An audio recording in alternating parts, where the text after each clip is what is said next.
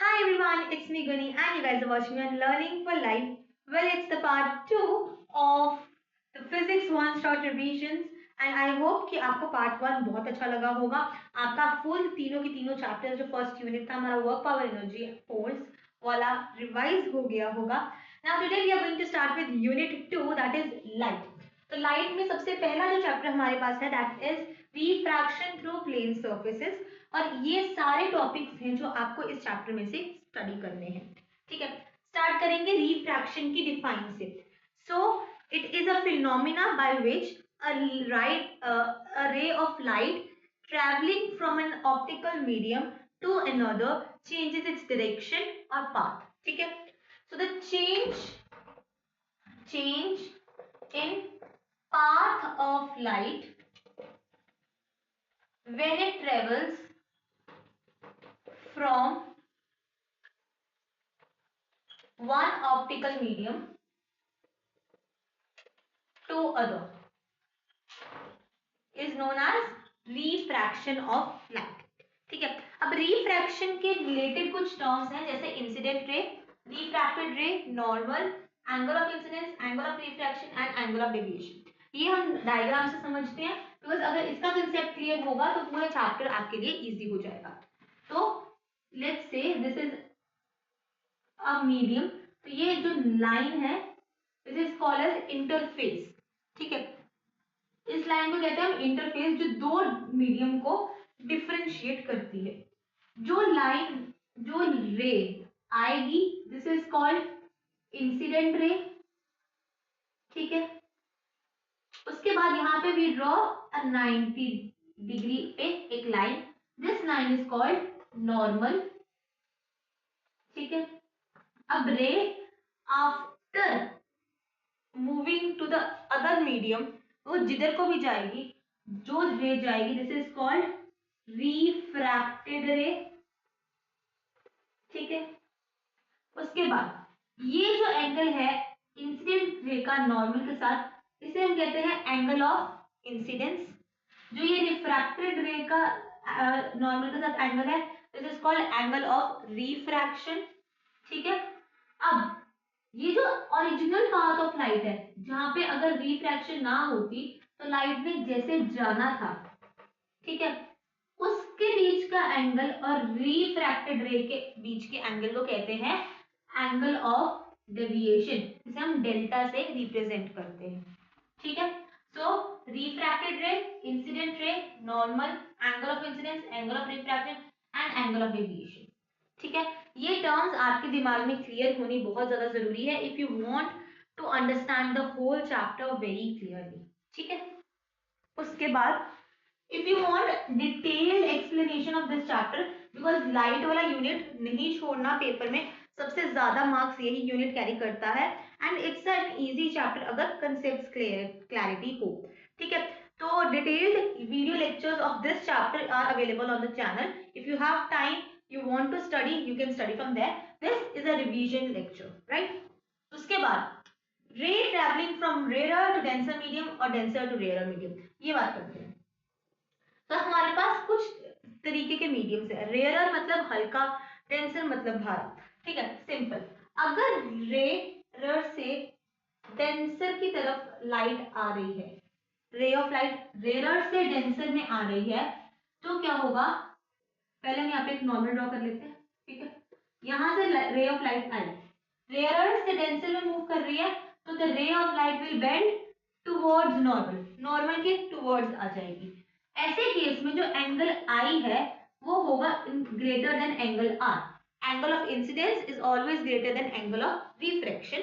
जब रेयर से denser medium में आएगी ray of light will move towards the normal. ठीक है, उसके बाद अगर यही चीज यहां पे हो, अगर डेंसर से रेयर में लाइट आ रही है तो क्या होगा, यहाँ पे हमने नॉर्मल ड्रॉ किया, ये incident ray I this will move away from normal. ठीक है, जाना उसने यहाँ पे था लेकिन वहां पे हो गई. तो यहाँ पे ऐसे केस में जो एंगल आर है वो बड़ा होगा एंगल आई से, मतलब angle of refraction is greater than angle of incidence. रे जो है वो मूव करेगी away from normal, away from normal. और ऐसे केसेस में जब रे टुवर्ड्स नॉर्मल मूव करती है, स्पीड ऑफ लाइट जो है हमारी वो डिक्रीज हो जाती है। और जब अवे मूव करती है रेयर डेंसर में, हमारी हमेशा स्पीड ऑफ लाइट इंक्रीज करती है। ठीक है, तो यहाँ पे क्वेश्चन भी बनता है, what is the reason for refraction. Refraction होने का कारण क्या है? तो रिफ्रैक्शन होने का मेन कारण यही है, the difference in speed of light in different media. तो हर मीडियम में स्पीड ऑफ लाइट जो है वो अलग है, इसी की वजह से हमारे पास रिफ्रैक्शन जैसा टर्म काम आता है और रिफ्रैक्शन होती है। ठीक है, उसके बाद जो नेक्स्ट टॉपिक हम डिस्कस कर रहे हैं कि अगर रे ऑफ लाइट 90 डिग्री पे आए तो इट विल पास अनडेविएटेडली, कोई फर्क नहीं पड़ता कि मीडियम डेंसर है रेयर है कैसा है, अगर 90 डिग्री पे आ रही है तो इट विल पास अनडेविएटेडली। अब क्वेश्चन आता है, what are the conditions for a ray of light to pass undeviatedly. सबसे पहले एक आ सकता है angle of incidence is 0 degree. Angle of incidence क्या होता है?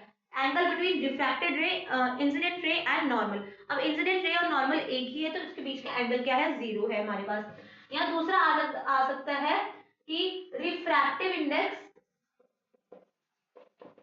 Of both media is same, मतलब दोनों मीडियम्स का रिफ्रैक्टिव इंडेक्स सेम होता है। अब रिफ्रैक्टिव इंडेक्स होता क्या है, उसके लिए हमें समझना पड़ेगा लॉज ऑफ रिफ्रैक्शन।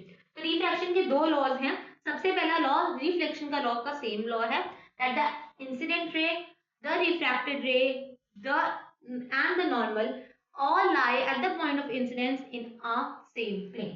ठीक है, सेकेंड लॉ जो इंपॉर्टेंट है, जिसे हम स्नेल्स लॉ भी कहते हैं, that is the sign of angle of incidence over the sign of angle of refraction is always constant, जो कि हमारी म्यू के बराबर होती है, that is refractive index of a medium.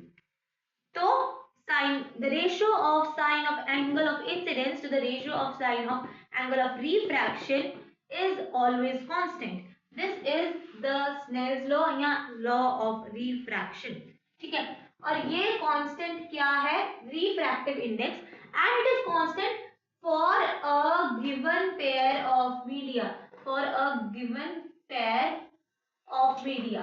अगर मैं कह रही हूँ दिस इज कांस्टेंट, तो इसका मतलब ये है कि अगर मैं अभी के लिए वाटर और लाइट की बात कर रही हूँ तो वाटर और लाइट की ही बात हो रही है। अगर मैं उसको वाटर और ग्लास कर दूंगी तो वो कांस्टेंट जो है वो कुछ और हो जाएगा, उस हिसाब से कांस्टेंट हो जाएगा, बट ये वाला सेम आप नहीं लोगे। ठीक है, तो it is given for a given pair of medium constant रहता है। ठीक है, उसके बाद refractive index of something is something, tell the speed of light. तो ये भी बात आती है, क्वेश्चन आते हैं, तो उसके लिए रिफ्रैक्टिव इंडेक्स के और भी फॉर्मूले हैं। रिफ्रैक्टिव इंडेक्स का जो मेजर फॉर्मूला रहता है, that is speed of light in medium 1 over speed of light in medium 2। मतलब मीडियम 1 की speed of light upon medium 2 की speed of light refractive index के बराबर है। और इसको बोलना ऐसे है, refractive index of medium 2 with respect to 1 is this. ठीक है, अब लिखना सिंपल है, बोलना ऐसे है। उसके अलावा अगर हम speed of light in medium 1, जो मीडियम 1 को अगर हम मान के चले दैट इज एयर या वैक्यूम, ठीक है, तो ये जो है 1/2 c, c is speed of light in air या vacuum upon v in medium। तो दिस अगर ये ऐसे लोगे, ऊपर speed of light in air लोगे या वैक्यूम लोगे, तो इसको कहेंगे एब्सोल्यूट रिफ्रैक्टिव इंडेक्स। ठीक है, इंडेक्स विद रिस्पेक्ट टू वाला नहीं आएगा, तो इसको हम कहेंगे एब्सोल्यूट रिफ्रैक्टिव इंडेक्स। अब कुछ इंपॉर्टेंट टर्म्स, जैसे कि डायमंड का रिफ्रैक्टिव इंडेक्स जो है वो मोस्ट है, सबसे ज्यादा रहता है डायमंड का refractive index, that is 2.4, right. तो ऐसे कुछ कंसेप्ट्स हैं जो आपको क्लियर होने चाहिए। ठीक है, उसके बाद factors affecting refractive index of a medium.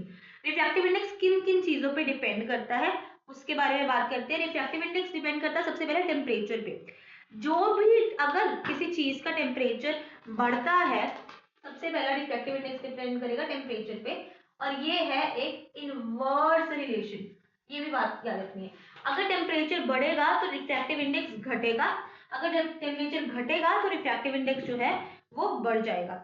उसके बाद आता है नेचर ऑफ मीडियम। मीडियम कैसा है, अगर मीडियम डेंस है तो रिफ्रैक्टिव इंडेक्स बढ़ेगा, और अगर रेयर और मीडियम है तो रिफ्रैक्टिव इंडेक्स कम होगा, तो इट इज डायरेक्टली प्रोपोर्शनल। ठीक है, उसके अलावा थर्ड आता है कलर या वेवलेंथ।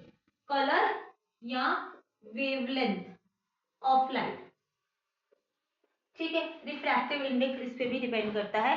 कैसे डिपेंड करता है, क्योंकि वैक्यूम में बात करें तो स्पीड ऑफ लाइट जो है सबके लिए सेम है, लेकिन जो हमारी अगर बात करें किसी एक पर्टिकुलर मीडियम में स्पीड ऑफ लाइट जो है वो इंक्रीज या डिक्रीज होती है। तो रिफ्रैक्टिव इंडेक्स जो है वो वेवलेंथ के साथ डिक्रीज होता है। ठीक है, you can say the refractive index of medium decreases with increase in wavelength. मतलब वेवलेंथ और रिफ्रैक्टिव इंडेक्स का जो है वो इनवर्स रिलेशन है। कैसे इनवर्स रिलेशन है, सी, जो स्पीड ऑफ लाइट है उसके साथ रिफ्रैक्टिव इंडेक्स का रिलेशन है। अगर स्पीड ऑफ लाइट इंक्रीज है तो रिफ्रैक्टिव इंडेक्स डिक्रीज है, मतलब it is a direct relation. और अगर हमें ये वाला फॉर्मूला याद है, v is equal to F lambda, तो वेलोसिटी मतलब स्पीड ऑफ लाइट और वेवलेंथ का डायरेक्ट रिलेशन है, इसलिए वेवलेंथ और रिफ्रैक्टिव इंडेक्स का भी डायरेक्ट रिलेशन नहीं रहेगा, क्योंकि यहाँ पे इनवर्स है तो यहाँ पे भी इनवर्स आ जाएगा। मतलब स्पीड जिस मीडियम में ज्यादा उस मीडियम में वेवलेंथ ज्यादा और रिफ्रैक्टिव इंडेक्स उस मीडियम का कम हो जाएगा। ठीक है, उसके बाद colour. Colour colour depends upon wavelength. हमें पता है विबग्योर में red has the highest wavelength whereas violet has the least wavelength. ठीक है, अब वॉयलेट की वेवलेंथ सबसे कम है, तो जो हमारा क्या कहते हैं वॉयलेट का स्पीड है वो भी सबसे कम है, और अगर ये दोनों कम है तो हमारा जो रिफ्रैक्टिव इंडेक्स है वॉयलेट का वो सबसे ज्यादा है, और रेड का रिफ्रैक्टिव इंडेक्स जो है वो सबसे कम है। ठीक है, क्योंकि इनवर्स रिलेशन है। I hope this thing is very much clear. उसके बाद हमारे टॉपिक है principal of reversibility of light. Reversibility of light क्या कहती है कि जैसे गए हो वैसे ही आओगे अगर हमारे मीडियम सेम है। अगर रेयर टू डेंसर जाते हुए आपका पाथ कुछ ऐसा था, एक सेकेंड सॉरी, तो रेयर से डेंसर जाते हुए अगर आपका पाथ कुछ ऐसा था, तो जब आप वही चीज डेंसर से रेयर में आओगे तो आपका पाथ ऐसा हो जाएगा। मतलब अपने ही पाथ को रिट्रेस करना is known as principle of reversibility of light. ठीक है, उसके बाद refraction through a glass block. This is an important topic, और ये हम डायग्राम से करेंगे। राइट, तो यहाँ पे मेरे पास एक रेक्टेंगुलर ग्लास ब्लॉक है, यहां से मैंने लाइट आई, ये कुछ ऐसे लाइट आई, यहाँ पे we will draw a normal. अब ये नॉर्मल ड्रॉ किया तो रेयरर से डेंसर में जा रही है, एयर टू ग्लास जा रही है, तो it will bend towards normal.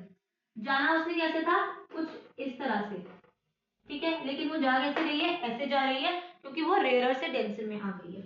अब यहाँ पे फिर से आया, यहाँ पे आपने फिर नॉर्मल ड्रॉ किया, अब कहाँ से आ रही है, glass to air, denser to rare, denser to rare जाएगी अवे फ्रॉम नॉर्मल, कुछ ऐसे। ठीक है, अब यहाँ पे आप देखो, इसको मार्क करो, दिस इज इंसिडेंट रे, ठीक है, दिस इज रिफ्रैक्टेड रे जो रिफ्रैक्शन के बाद आई, और इस रे को जो दूसरी वाली रिफ्रैक्शन के बाद आई है इसे हम कहते हैं इमर्जेंट रे, क्योंकि ये इमर्ज कर रही है बात को। ठीक है, उसके बाद नॉर्मल और इंसिडेंट रे का एंगल, एंगल ऑफ इंसिडेंट, यहाँ पे ये क्या है, रिफ्रैक्टेड रे और एंगल ऑफ नॉर्मल का एंगल, एंगल ऑफ रिफ्रैक्शन, इसे R1 कहेंगे। ठीक है, उसके बाद फिर यहाँ पे ये वाला और इसका एंगल, इसे हम कहेंगे R2, और यहाँ पे जो इंसिडेंट रे और इमर्जेंट रे बना रही है इसे कहेंगे एंगल ऑफ इमर्जेंस। अब यहाँ पे एंगल ऑफ इमर्जेंस ड्रॉ करने के बाद जो आपको दिखेगा इमर्जेंट रे और जो इंसिडेंट रे थी both are parallel to each other, और ये जो पैरेलल के बीच में परपेंडिकुलर डिस्टेंस है इसे हम कहते हैं लेटरल डिस्प्लेसमेंट। तो lateral displacement is the perpendicular distance between the incident ray and the emergent ray। और ग्लास ब्लॉक में जो इंसिडेंट रे है और इमर्जेंट रे है those are parallel to each other, और अगर पैरेलल है एक दूसरे के तो यहाँ पे जो एंगल ऑफ डेविएशन है दैट विल बी 0 डिग्री। ठीक है, दैट विल बी 0 डिग्री। उसके बाद यहाँ पे क्वेश्चन आएगा लेटरल डिस्प्लेसमेंट के factors. What are the factors affecting the lateral displacement? तो इसके 3 फैक्टर्स हैं। सबसे पहला थिकनेस ऑफ द ब्लॉक, ये ब्लॉक जितना मोटा होगा उतनी लेटरल डिस्प्लेसमेंट बढ़ेगी। तो सबसे पहला फैक्टर क्या है? थिकनेस ऑफ ग्लास ब्लॉक, ये ग्लास ब्लॉक कितना थिक है आपका। ठीक है, सेकंड क्या हमारा रहेगा? That is angle of incidence. Angle of incidence, जितना एंगल ऑफ इंसिडेंस बड़ा होगा लेटरल डिस्प्लेसमेंट की वैल्यू उतनी ज्यादा आएगी, तो एंगल ऑफ इंसिडेंस। और थर्ड है रिफ्रैक्टिव इंडेक्स ऑफ ग्लास। अब ग्लास स्लैब भी कई तरीके की हो सकती है, फ्लिंट ग्लास आता है, क्राउन ग्लास आता है, अलग अलग टाइप के ग्लासेस आते हैं। तो जिस भी ग्लास का रिफ्रैक्टिव इंडेक्स ज्यादा होगा उसके लिए लेटरल डिस्प्लेसमेंट ज्यादा होगी। तो ये तीनों पे ही डायरेक्टली डिपेंड करता है। एंड क्या कौन से फैक्टर्स है? Thickness of glass block, angle of incidence and refractive index of the glass slab. That is, ये हो गई हमारी refraction through a glass block. अब यहाँ पे एक और डायग्राम है दैट इज मल्टीपल रिफ्लेक्शन या multiple images in a thick glass plate या थिक मिरर। उसके लिए we have to draw here a mirror. ठीक है, ये वाली डायग्राम भी इंपॉर्टेंट है। तो यहाँ पे आपने एक मिरर ड्रॉ किया, यहाँ पे I will draw a line. Okay, यहां से हमारी इंसिडेंट रे आ रही है, यहाँ पे ये इंसिडेंट रे आई। अब क्या होगा, क्योंकि ये air to glass slab enter करेगी, यहाँ पे होगा रिफ्रैक्शन टुवर्ड्स नॉर्मल। अब यहाँ पे एक और चीज याद रखनी है कि सारी की सारी लाइट हमेशा रिफ्रैक्ट नहीं कर जाती, कुछ एब्जॉर्ब हो जाती है, कुछ रिफ्लेक्ट बैक हो जाती है। तो यहाँ पे पार्शियल रिफ्लेक्शन भी होगा, तो ये यहाँ पे वापस चली जाएगी। अब यहाँ पे जो ये लाइट आई ये भी रिफ्लेक्ट होगी ऐसे। अब यहाँ पे इस पॉइंट पे कुछ तो रिफ्लेक्शन होगा और बाकी रिफ्रैक्शन हो जाएगा। ऐसे ही यहाँ पे भी काफी रिफ्रैक्शन हो जाएगा और कुछ रिफ्लेक्शन हो जाएगा। ठीक है, तो ये कुछ ऐसी डायग्राम आपकी बनेगी। ओके, अब यहाँ पे आपको इसके डॉट्स ज्वाइन करने हैं। ये पीछे जब आप लाओगे तो यहाँ पे I1 बनेगी, इमेज 1। यहाँ पे आपकी I2 बनेगी, यहाँ पे इसको बैक ड्रॉ करोगे I3 बनेगी। अब यहाँ पे एक तो ये डायग्राम है, उसके बाद एक क्वेश्चन आता है which is the brightest image formed. तो ये जो I2 वाली इमेज है this is the brightest image. और ये क्वेश्चन भी आता है कि why brightest, because it has suffered the fastest strongest reflection from the silvered surface। तो first strongest reflection from silvered surface, तो इसका ये आंसर रहेगा। तो ये क्वेश्चन आ चुका है काफी टाइम बोर्ड्स में, तो वो हमने करना है। उसके बाद आ जाते हैं हम हमारे नेक्स्ट टॉपिक के ऊपर, दैट इज प्रिज्म। तो in 20 minutes we have done the A part of the chapter, that was हमारा refraction at plane surfaces. Plane surfaces सारा मैंने आपको डिटेल में समझा दिया है। अब बात करते हैं प्रिज्म।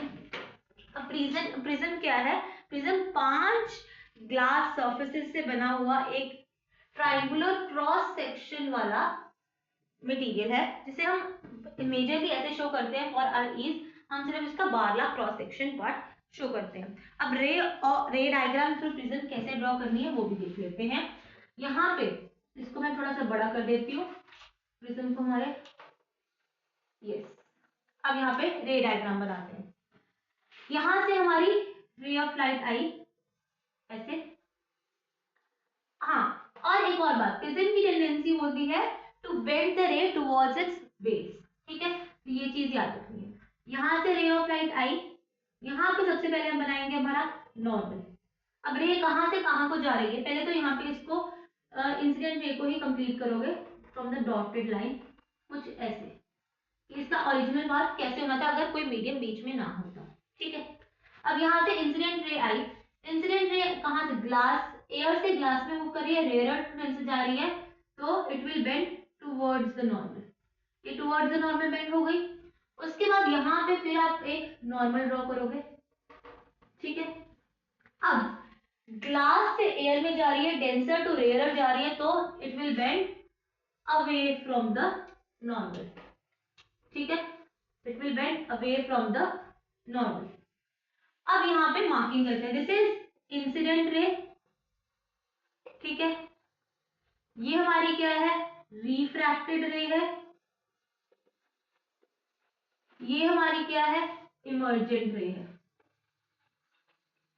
उसके बाद this is angle of incidence, ये है एंगल ऑफ रिफ्रैक्शन 1, ये रहेगा एंगल ऑफ रिफ्रैक्शन 2, और this will be the angle of emergence. अब इमर्जेंट रे और इंसिडेंट रे को पीछे लाओ, ये जो एंगल बनेगा, एंगल बिटवीन द इमर्जेंट रे एंड इंसिडेंट रे, ये होगा एंगल ऑफ डेविएशन। ठीक है, this is the angle of deviation. और ये वाला जो एंगल है, दिस इज, इसे हम ए से रिप्रेजेंट करते हैं, इसे कहते हैं angle of prism, angle of prism. तो this is the ray diagram through refraction through a prism. अब यहाँ पे when is the angle of deviation minimum, angle of deviation की बात किया, angle between incident ray and emergent रे। अब ये मिनिमम कब कब होता है, सबसे पहला पॉइंट रहेगा जब हमारा angle I is equal to angle E, angle of incidence angle of emergent के बराबर होगा। दूसरा पॉइंट आता है कि हमारा जो रे ऑफ लाइट, रिफ्रैक्टेड रे है, रिफ्रैक्टेड रे इज पैरेलल टू बेस, ये जो बेस के बिल्कुल पैरेलल है, तो ये एंगल ऑफ डेविएशन जो है मिनिमम हो जाता है। या तीसरा पॉइंट आता है कि जब हमारा एंगल जो है, या तीसरा पॉइंट वो बट कंपल्सरी नहीं है, तो अगर आपको 2 पॉइंट्स पूछे तो यही वाले लिखो, क्योंकि जो तीसरा पॉइंट है that is different for different kind of prisms, तो हर प्रिज्म के लिए वो अलग रहेगा। ठीक है, तो ये है हमारा रिफ्रैक्शन थ्रू अ प्रिज्म। अब ये रिफ्रैक्शन और थ्रू अ प्रिज्म में हमारे पास कुछ फॉर्मूलाज हैं जो कि हमें याद रखनी है। सबसे पहला जो फॉर्मूला है that is refraction 1 plus refraction 2 is equal to prism angle. ठीक है, उसके बाद एंगल ऑफ डेविएशन मिनिमम का फॉर्मूला रहता है 2i माइनस a, ये भी याद रखना है आपको। उसके अलावा आपका जो फॉर्मूला है, एक ये फॉर्मूला रहेगा, angle of incidence plus angle of emergence will be equal to just a second, angle of prism plus angle of deviation. ठीक है, तो ये भी एक फॉर्मूला है। तो ये सारे फॉर्मूलाज आपको याद रखने हैं। इसकी derivation is not included in the syllabus, लेकिन ये फॉर्मूलाज आपको याद रखने हैं। एक एंगल ऑफ डेविएशन का ये फॉर्मूला भी रहेगा, that is angle I plus angle E minus angle R1 plus angle R2, इसे भी एंगल ऑफ डेविएशन का एंगल कहेंगे। और यहाँ पे अगर ध्यान से देखो, R1 प्लस R2 जो है वो एंगल A के बराबर है, तो you can write angle of deviation का एक formula I plus E minus A। और यहाँ से ही मैंने मिनिमम डेविएशन का फॉर्मूला भी निकाला है। मिनिमम डेविएशन तब होती है जब angle of incidence and angle of emergence equal हो जाते हैं, और अगर ये दोनों इक्वल हो गए तो ये 2i बन जाएगा माइनस a हो जाएगा। तो ये जो फॉर्मूला है वो मिनिमम डेविएशन का आ जाएगा। ठीक है, so this is all about prism. Prism के बारे में इतना ही स्टडी करना था हमने।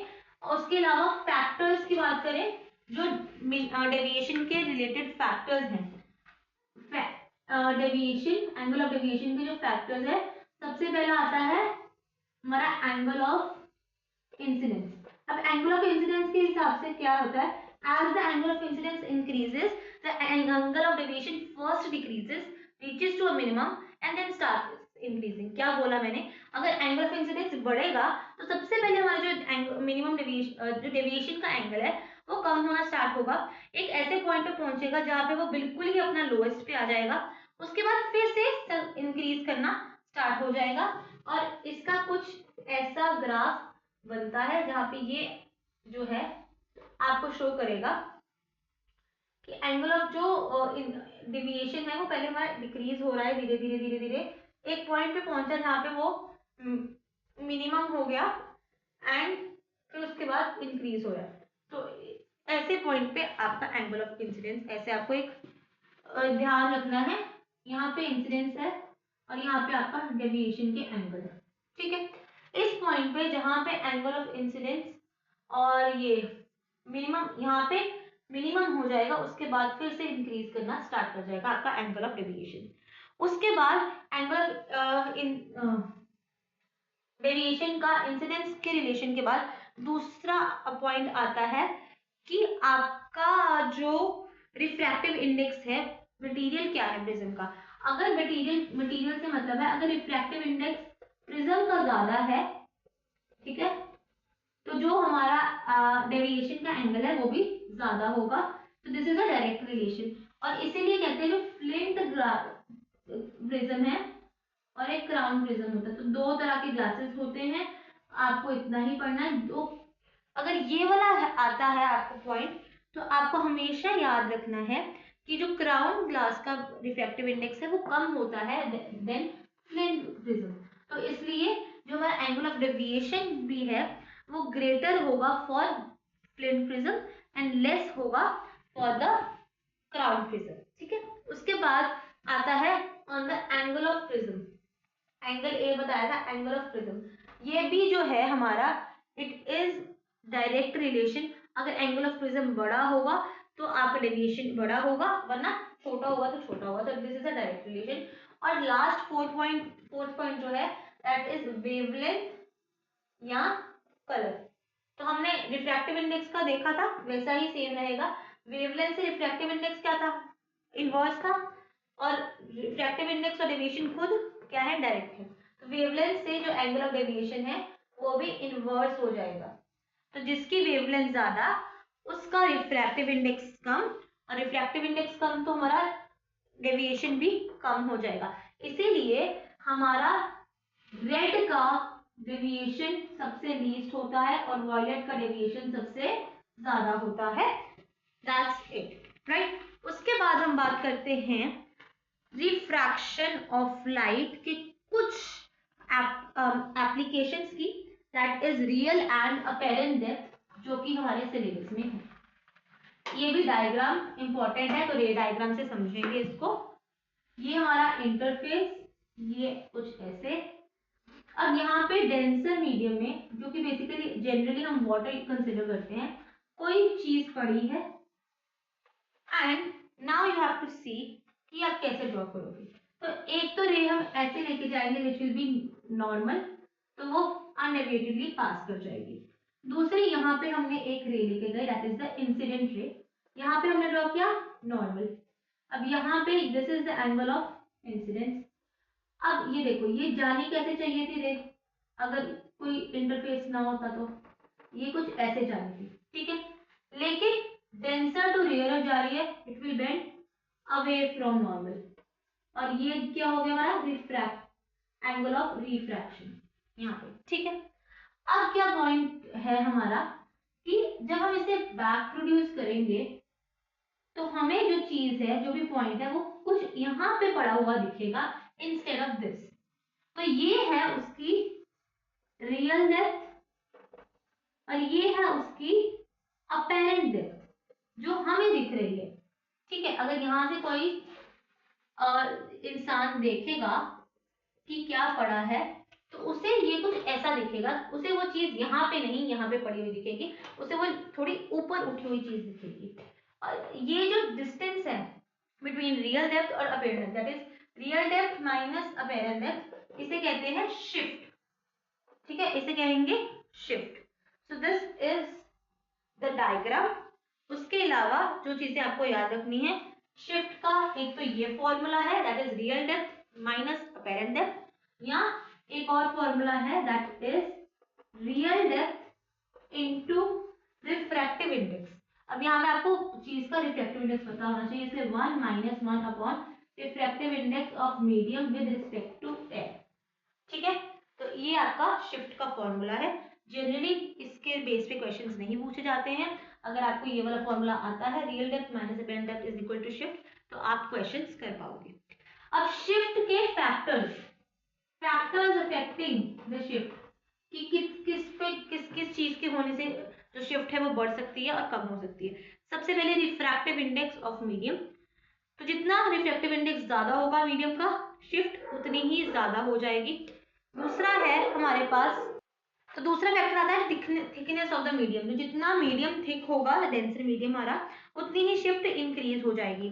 थर्ड फैक्टर है वेवलेंथ या कलर, तो हमने देखा रिफ्रैक्टिव इंडेक्स से वेवलेंथ का रिलेशन उल्टा है, दैट इज इनवर्स है, और इसका उससे डायरेक्ट है, तो ऑब्वियसली उसका इससे इनवर्स रहेगा। तो मतलब shift is inversely proportional to wavelength, and इसलिए जो हमारी रेड की शिफ्ट है वो सबसे कम होगी और वॉयलेट की शिफ्ट जो है वो सबसे ज्यादा होगी। That's it.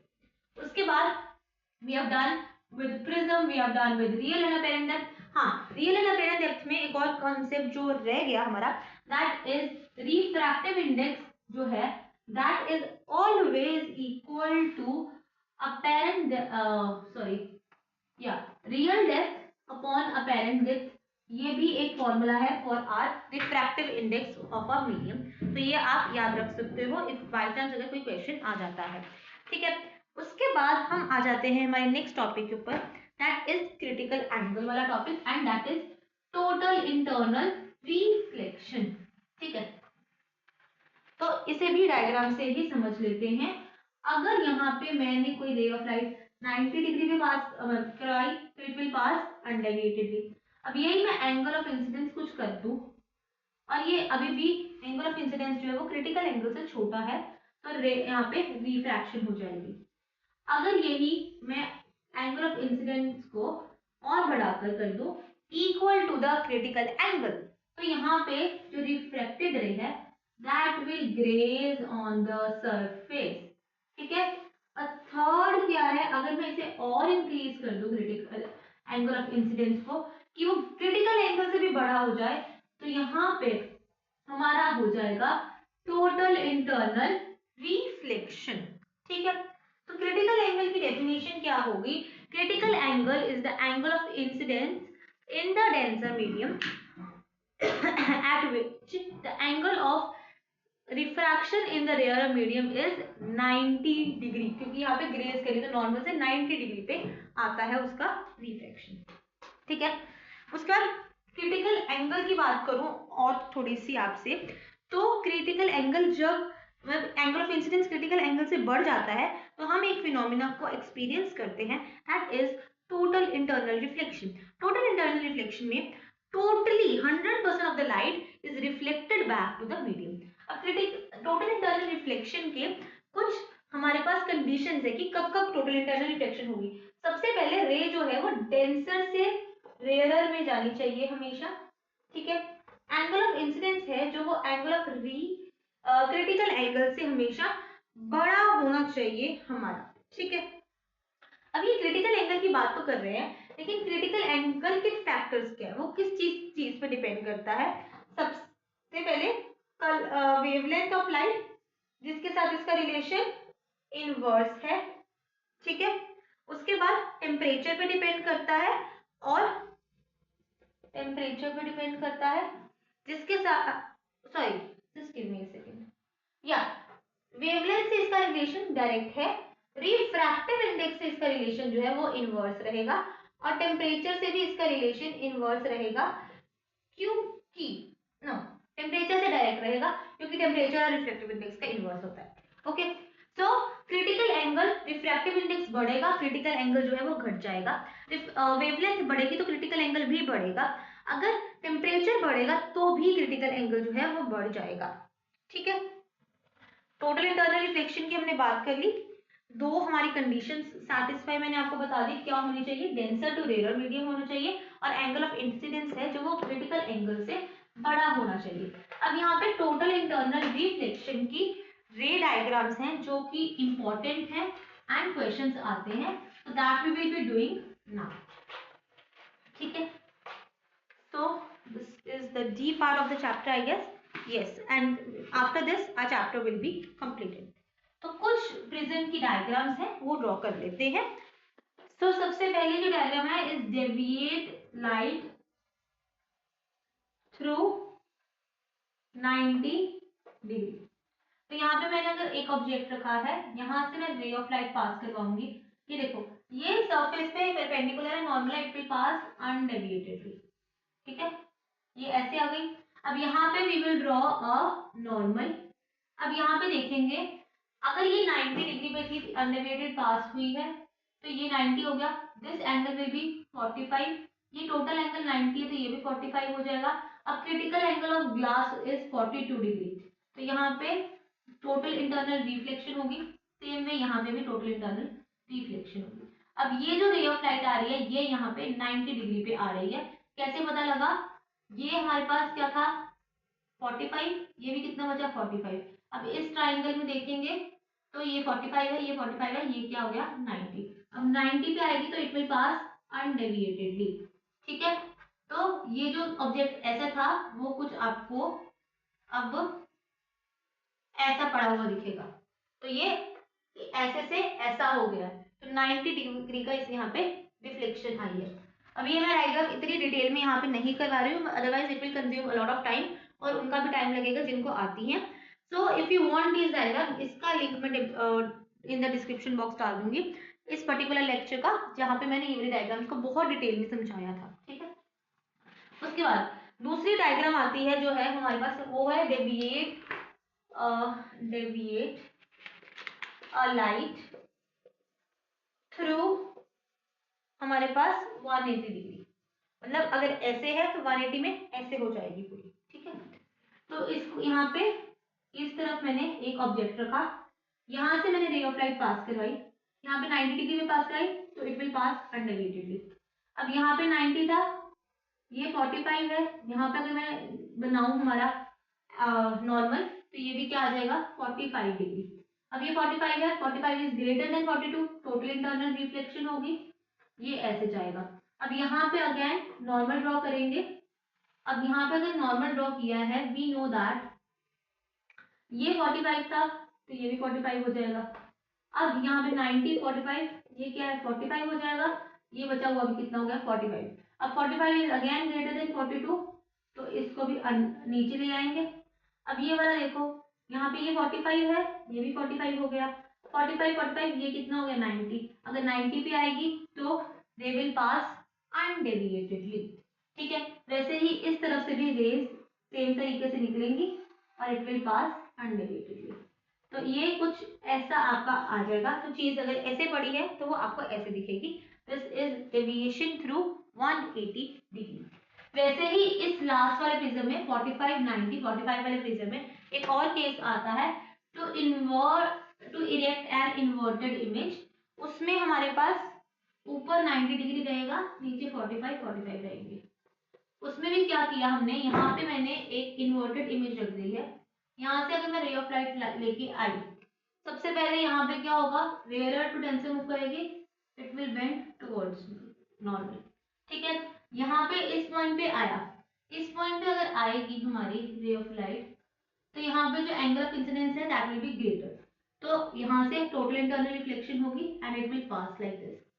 अब यहाँ से फिर से रिफ्रैक्शन होगी सरफेस पे and it will move away from the normal, कुछ ऐसे।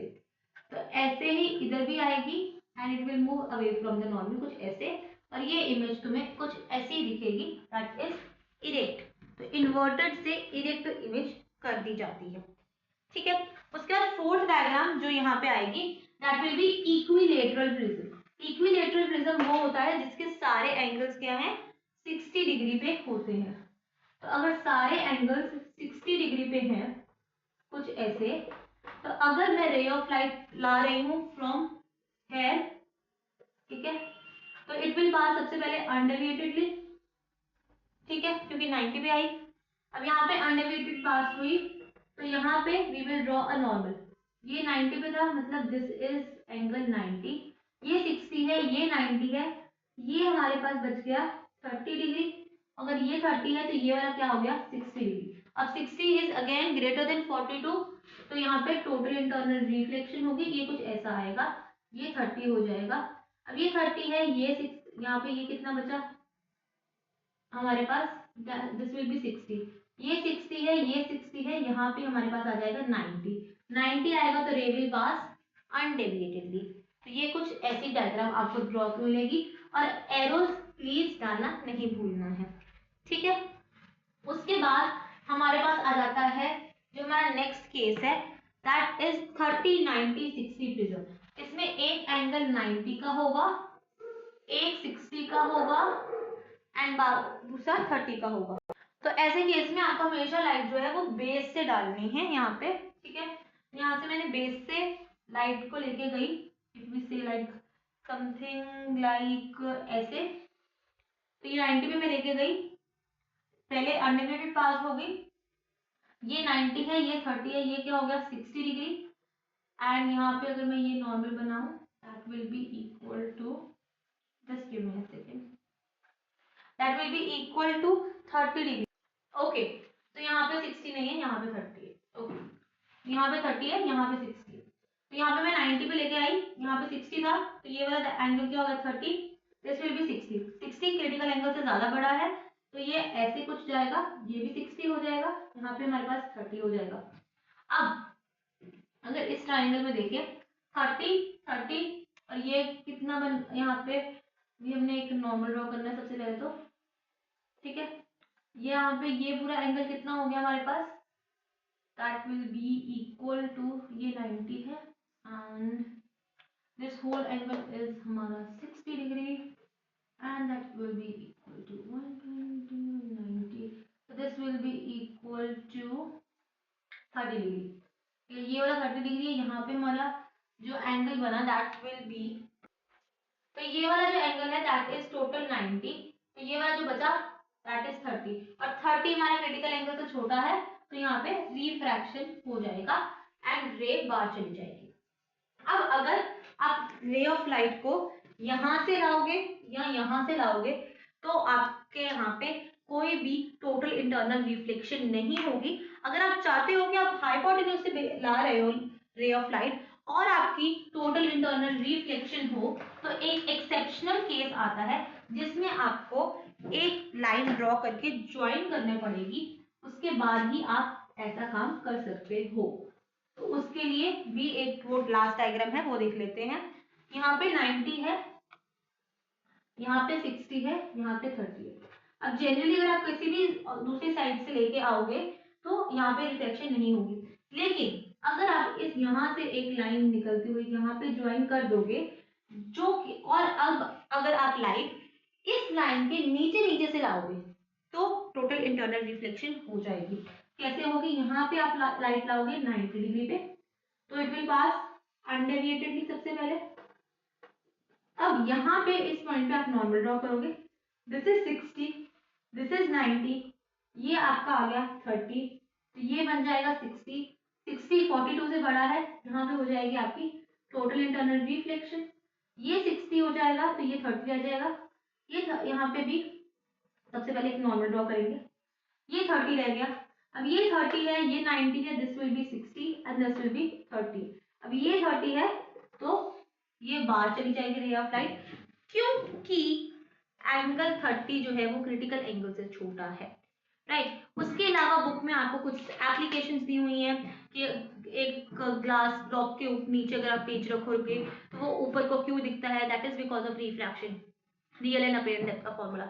उसके बाद दूसरी चीज आ जाती है why we are able to see mirage, ठीक है, सनसेट और सन राइज में 2 मिनट पहले क्यों दिखता है, कुछ डायमंड में इतनी शाइनीनेस क्यों होती है, ऑप्टिकल फाइबर्स में लॉस ऑफ एनर्जी को कंजर्व करने के लिए क्या यूज होता है, तो that is total internal reflection. उसके अलावा एक आपके बुक में डिफरेंस दिया हुआ है between total internal reflection and total normal reflection. उसमें यही बात की गई है कि नॉर्मल रिफ्लेक्शन में जो है वो हमारा एनर्जी का लॉस होता है, क्योंकि कुछ ना कुछ पार्ट रिफ्रैक्ट भी होता है और एब्जॉर्ब भी होता है। वेयर टोटल इंटरनल रिफ्लेक्शन में टोटल एनर्जी कोई लॉस नहीं होती है, क्योंकि टोटल 100% ऑफ लाइट जो है वो रिफ्लेक्ट कर जाती है।